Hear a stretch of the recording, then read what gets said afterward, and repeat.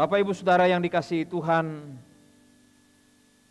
merayakan kenaikan Yesus ke surga atau memperingati peristiwa sejarah saat Yesus diangkat naik ke surga adalah suatu hal yang luar biasa, karena tidak pernah ada yang datang dari surga dan kembali ke surga.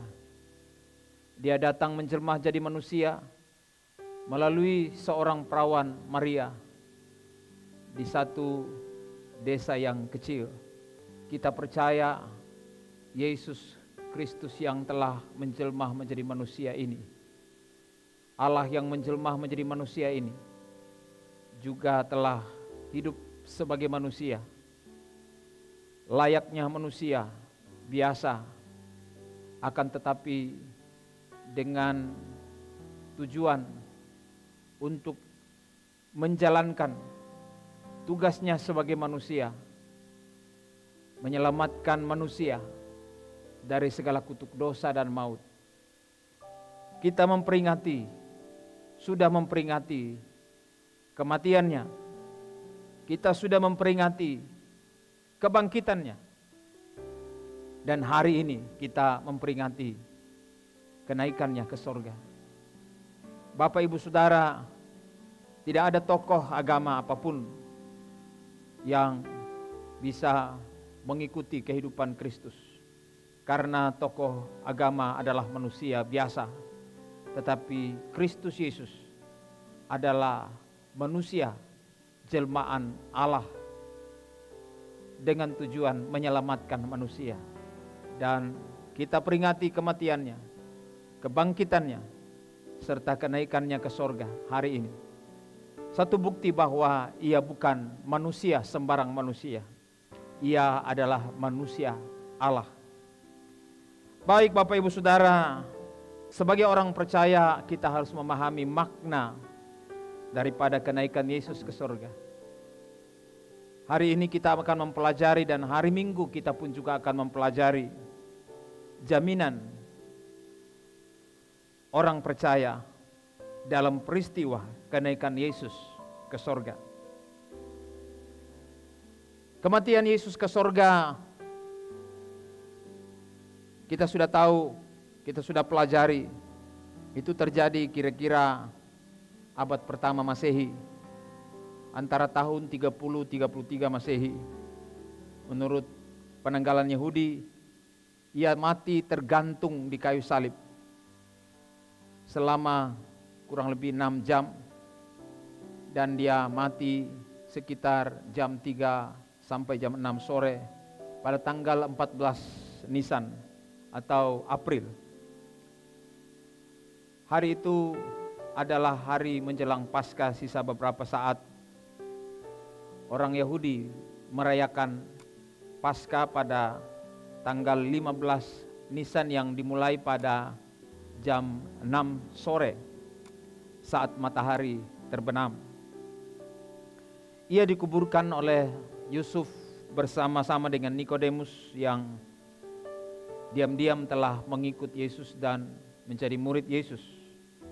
Dan kita tahu juga bahwa Yusuf membawa mayat Yesus ini, mengapaninya, merempah-rempahinya bersama para perempuan yang dekat dengan Yesus, lalu menguburkan dalam kuburan yang baru milik Yusuf Arimatea, dari Arimatea. Yusuf ini adalah seorang yang kaya dan terhormat di kalangan orang Yahudi. Bapak Ibu Saudara, kita tahu juga kemudian bahwa Yesus yang telah dikuburkan di pekuburan buatan Yusuf Arimatea pada hari yang ketiga bangkit kembali dari kematiannya. Dan setelah 40 hari bersama-sama dengan muridnya, menampakkan diri kepada murid-muridnya beberapa kali, dan juga mengajarkan tentang kerajaan surga kepada para murid. Maka pada hari yang ke-40, ia mengajak murid-muridnya untuk pergi ke satu tempat dekat Betania, yaitu di Bukit Zaitun. Dalam Lukas 24 ayat 50-51, Yesus membawa mereka keluar kota sampai dekat Betania. Di situ ia mengangkat tangannya dan memberkati mereka. Dan ketika ia sedang memberkati mereka, ia berpisah dari mereka dan terangkat ke sorga. Bapak, Ibu, Saudara, peristiwa kenaikan Yesus ke sorga ini disaksikan sendiri oleh para murid di atas Bukit Zaitun. Dan saudara tahu peristiwa kenaikan itu dicatat oleh sejarah. Dan kami telah melihat beberapa waktu yang lalu di Bukit Zaitun dibangun sebuah bangunan bersejarah untuk memperingati peristiwa tersebut. Ada satu tempat yang dibuat dan disiarahi oleh banyak orang, baik Muslim maupun Kristen, bahwa dari situlah Yesus naik ke sorga. Kisah tentang kenaikan Yesus ke sorga kita bisa baca di dalam Kisah Para Rasul pasal 1.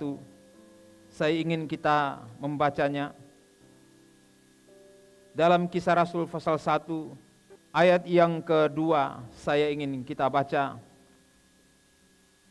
Sampai pada hari ia terangkat. Sebelum itu ia telah memberi perintahnya oleh Roh Kudus kepada rasul-rasul yang dipilihnya. Kepada mereka ia menunjukkan dirinya setelah penderitaannya selesai, dan dengan banyak tanda ia membuktikan bahwa ia hidup. Sebab selama 40 hari ia berulang-ulang menampakkan diri dan berbicara kepada mereka tentang kerajaan Allah. Pada suatu hari ketika ia makan bersama-sama dengan mereka, ia melarang mereka meninggalkan Yerusalem dan menyuruh mereka tinggal di situ menantikan janji Bapa. Yang demikian katanya, telah kamu dengar daripadaku. Sebab Yohanes membaptis dengan air, tetapi tidak lama lagi kamu akan dibaptis dengan Roh Kudus. Maka bertanyalah mereka yang berkumpul di situ, Tuhan, maukah engkau pada masa ini memulihkan kerajaan bagi Israel? Jawabnya, engkau tidak perlu mengetahui masa dan waktu yang ditetapkan Bapa menurut kuasanya. Tetapi kamu akan menerima kuasa kalau Roh Kudus turun ke atas kamu, dan kamu akan menjadi saksiku di Yerusalem dan di seluruh Yudea dan Samaria dan sampai ke ujung bumi. Sesudah ia mengatakan demikian, terangkatlah ia disaksikan oleh mereka dan awan menutupnya dari pandangan mereka. Ketika mereka sedang menatap ke langit, waktu ia naik itu, tiba-tiba berdirilah 2 orang berpakaian putih dekat mereka dan berkata kepada mereka, hai orang-orang Galilea, mengapakah kamu berdiri melihat ke langit? Yesus ini yang terangkat ke sorga meninggalkan kamu akan datang kembali dengan cara yang sama seperti kamu melihat dia naik ke sorga. Maka kembalilah rasul-rasul itu ke Yerusalem dari bukit yang disebut Bukit Zaitun, yang hanya seperjalanan sabat jauhnya dari Yerusalem. Setelah mereka tiba di kota, naiklah mereka ke ruang atas tempat mereka menumpang. Mereka itu ialah Petrus dan Yohanes, Yakobus dan Andreas, Filipus dan Thomas, Bartolomeus, Matius, Yakobus bin Alfeus, Simon orang Selot dan Yudas bin Yakobus. Mereka semua bertekun dengan sehati dalam doa bersama-sama dengan beberapa perempuan serta Maria ibu Yesus dan dengan saudara-saudara Yesus. Puji Tuhan. Itulah kisah yang dicatat oleh Lukas di dalam Kisah Para Rasul, bagaimana peristiwa sejarah kenaikan Yesus ke sorga dan segala sesuatu yang terjadi sesudah kenaikan Yesus ke sorga. Bapak Ibu Saudara, mari kita melihat kenapa Yesus harus naik ke sorga. Sebelumnya mari kita perhatikan bahwa kenaikan Yesus ke sorga ini bermakna penting dan spesial bagi para murid yang telah mengalami kelahiran baru, termasuk saudara dan saya jika saudara sudah mengalami kelahiran baru. Dalam Kejadian pasal 2 bagaimana Tuhan menciptakan manusia setelah Ia membuat manusia lewat kreasi tangannya dengan bahan tanah liat. Ia kemudian menghembuskan nafas kepada mereka. Akan tetapi setelah manusia yang menjadi makhluk hidup memiliki kemuliaan sorgawi, memiliki kemuliaan ilahi, kudus tanpa cacat celah, menikmati segala penyediaan Allah di dalam Taman Eden, manusia kemudian jatuh ke dalam dosa, kehilangan kemuliaannya, kehilangan kesempatan yang luar biasa di Taman Eden. Saudara, kita bersyukur kepada Yesus ketika sekian ribu tahun manusia ada di bawah perhambaan dosa, perhambaan iblis, jauh dari Allah, terkutuk di luar Taman Eden, mati secara rohani di hadapan Allah. Pada saat Yesus bangkit kembali dari kematian, Ia memiliki kehidupan yang baru, tubuh yang baru, tubuh kemuliaan. Kalau Adam pertama membuang tubuh kemuliaan dan memberikan kepada iblis, Yesus menerima tubuh kemuliaan dalam kebangkitan, mengalahkan maut. Dalam tubuh kemuliaan itulah, oleh pekerjaan roh kehidupan di dalamnya, Ia datang kepada para murid yang berkumpul dalam satu ruangan. Dicatat dalam Yohanes 20:22, setelah Yesus memberikan salam damai sejahtera kepada para murid, Ia mengembusi mereka dan berkata, "Terimalah Roh Kudus." Ini kata menghembusi mereka, memberikan kepada kita pemahaman bahwa seperti manusia pertama dihembusi oleh nafas Allah untuk menjadi makhluk hidup dalam kemuliaan, maka manusia baru melalui Adam yang terakhir, yaitu Yesus Kristus, Ia menerima hembusan ilahi, kuasa dari tempat maha tinggi, Roh-Nya yang kudus, dan dihembuskan kepada orang-orang yang percaya dan menerima Dia sebagai Tuhan dan Juru Selamat. Dengan demikian, murid-murid telah menerima kehidupan yang baru. Sebelumnya para murid penuh dengan kebingungan dan ketakutan. Mereka sedih, kehilangan pengharapan dengan peristiwa kematian Yesus. Lewat kebangkitannya, masih banyak yang masih bingung, benarkah Dia ini Yesus?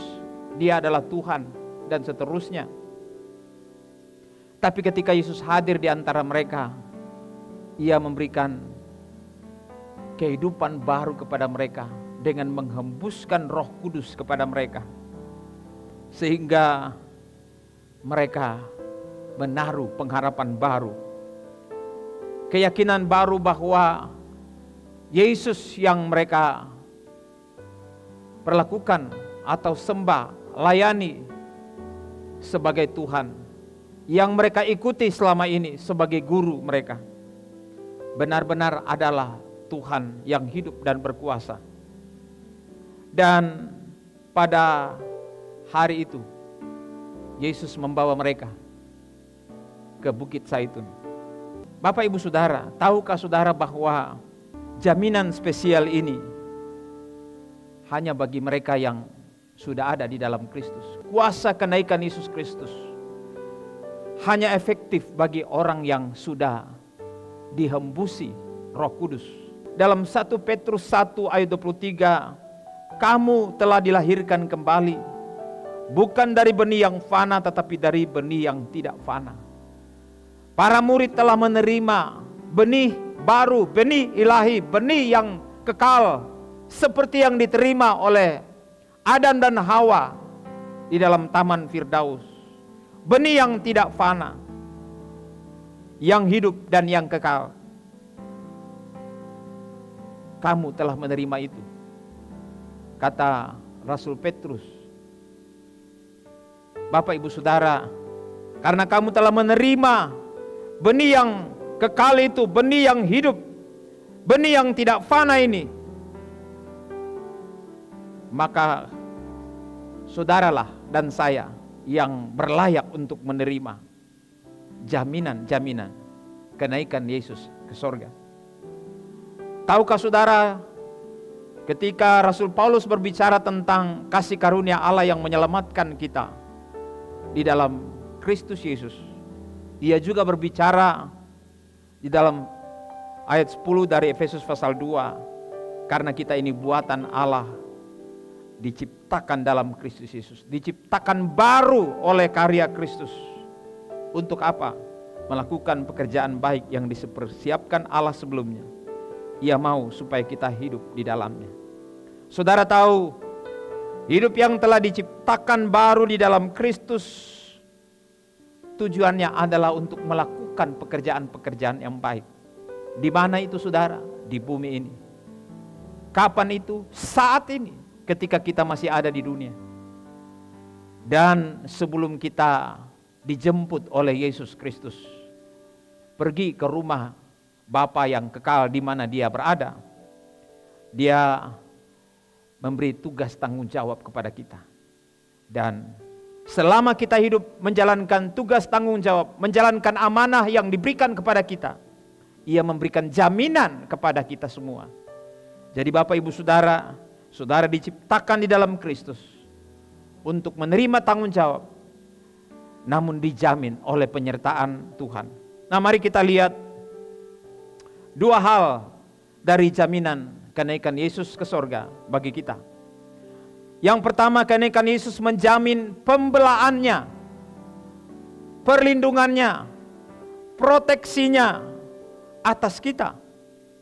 Dalam Roma pasal 8, 33-34, Rasul Paulus menulis, siapakah yang akan menggugat orang-orang pilihan Allah? Allah yang membenarkan mereka. Siapakah yang akan menghukum mereka? Kristus Yesus yang telah mati, bahkan lebih lagi yang telah bangkit, yang juga duduk di sebelah kanan Allah, yang malah menjadi pembela bagi kita. Saudara, luar biasa. Yesus satu-satunya yang bisa memisahkan kita dari Allah. Yesus satu-satunya yang berhak menghakimi kita. Tetapi apakah dia menghakimi kita? Apakah dia meninggalkan kita? Apakah kita dibuangnya dari hadapannya? Tidak pernah dan tidak akan pernah. Kenapa? Karena justru dialah yang jadi pembela kita atas semua upaya-upaya yang membuat kita jauh dari dia, jauh dari perlindungannya, jauh dari pemeliharaannya, jauh dari jaminan keselamatannya, jauh dari pembelaannya, jauh dari penyediaannya, pertolongannya. Saudara, siapa yang berusaha menjauhkan kita? Iblis tentunya. Tidak ada kuasa lain yang berusaha menjauhkan kita dari rencana Allah kecuali iblis. Tapi tahu saudara bahwa iblis tidak dapat menyentuh kita oleh karena kuasa darah anak domba Allah telah menutup bungkus kita. Kemudian dia naik ke sorga. Dikatakan ia duduk di sebelah kanan Allah. Tidak ada yang dapat menyentuh dia. Tidak ada yang dapat menggagalkan dia. Tidak ada yang dapat meruntuhkan dia. Oleh karena dia ada di sebelah kanan Allah yang jadi pembela bagi kita. Kita adalah orang-orang yang dipilih oleh Allah. Tidak ada yang dapat menggugat saudara. Iblis melalui kekurangan, kelemahan, keterbatasan saudara sebagai manusia daging tidak dapat mengganggu gugat saudara. Karena Yesus jadi pembela saudara dengan tutupan darah anak domba Allah. Sebab itu saudara, jangan saudara takut. Karena Tuhan adalah pembela kita. Tuhan adalah perlindungan bagi saudara menghadapi intimidasi-intimidasi, sakit penyakit, kelemahan, pencobaan-pencobaan, ujian-ujian, persoalan-persoalan apapun. Percayalah, aksesmu ke tempat yang tertinggi, termulia di sebelah kanan Allah ada di dalam Yesus Kristus. Gunakan akses saudara, gunakan otoritas saudara, gunakan kesempatan-kesempatan spesial yang saudara miliki di dalam Kristus Yesus. Yang kedua, kenaikan Yesus ke sorga menjamin ketersediaan tempat kita dalam kekekalan. Yohanes 14 ayat 1 sampai 3. Yesus berkata, "Janganlah gelisah hatimu. Percayalah kepada Allah, percayalah juga kepadaku. Di rumah Bapa-Ku banyak tempat tinggal. Jika tidak demikian, tentu aku mengatakan kepadamu, sebab aku pergi ke situ untuk menyediakan tempat bagimu. Dan apabila aku telah pergi ke situ dan telah menyediakan tempat bagimu, aku akan datang kembali dan membawa kamu ke tempatku, supaya di tempat di mana aku berada, kamu pun berada." Luar biasa. Tuhan menjamin ketersediaan tempat bagimu, bahwa di mana Dia berada, di situ pun kita berada. Dia pergi ke sorga, Dia naik ke sorga. Kita peringati hari ini bahwa Dia tidak pergi ke tempat lain, tapi ke sorga yang kekal, tempat yang baik, tempat yang mulia, tempat yang indah. Bapak Ibu Saudara, Dia pergi ke sana untuk siapkan tempat bagi saudara, rumah bagi saudara, peristirahatan bagi saudara, tempatmu yang kekal. Dan setelah siap, baru Dia datang menjemput engkau. Dan Dia bawa, di mana Dia berada, di situ pun engkau berada. Luar biasa saudara. Jadi kenaikan Yesus ke sorga menjamin kita bahwa ada tempat kita. Siap tempat kita di sorga. Bapak Ibu Saudara yang dikasihi Tuhan, apa yang menggelisahkan engkau hidup di dunia saat ini? Apa yang menggelisahkan engkau? Persoalan-persoalan kehidupan yang sementara di dunia ini menggelisahkan engkau.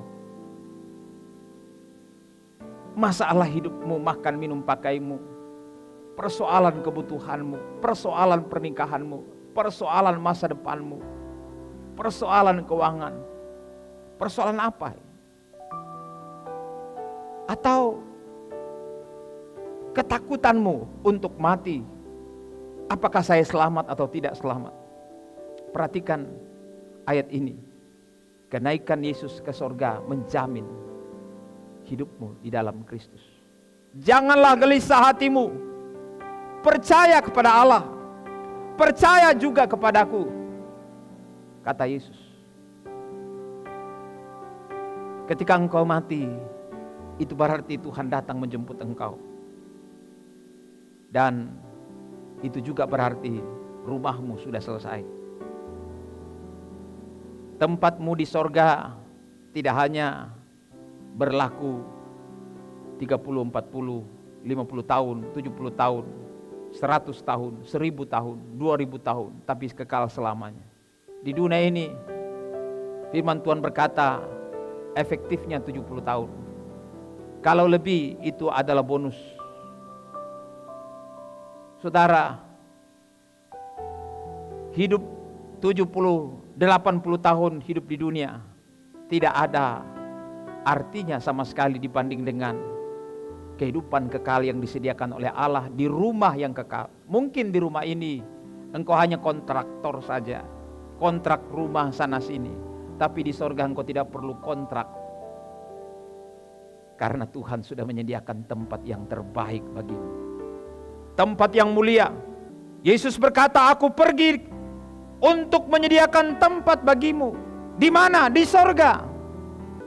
Malaikat yang menjumpai para murid waktu mereka masih berdiri di Bukit Zaitun melihat ke langit, padahal Yesus sudah menghilang di awan-awan. Malaikat itu berkata, orang Galilea, mengapa kamu terus melihat ke langit? Yesus yang terangkat naik ke sorga, dengan cara yang sama Ia akan datang dari sorga. untuk menjemput kamu. Bapak Ibu, Yesus telah naik ke sorga. Dan saudara dijamin pasti ke sorga. Bukan insya Allah, bukan moga kiranya. Karena naikmu ke sorga tidak ditentukan oleh perbuatanmu. Kenapa? Karena perbuatanmu tidak cukup. Karena perbuatanmu kadang-kadang baik, kadang-kadang tidak. Amal ibadahmu kadang-kadang cukup, kadang-kadang tidak. Kadang-kadang sempurna, kadang-kadang tidak. Kadang-kadang benar, kadang-kadang cacat. Itulah kebaikanmu. Itulah ibadahmu.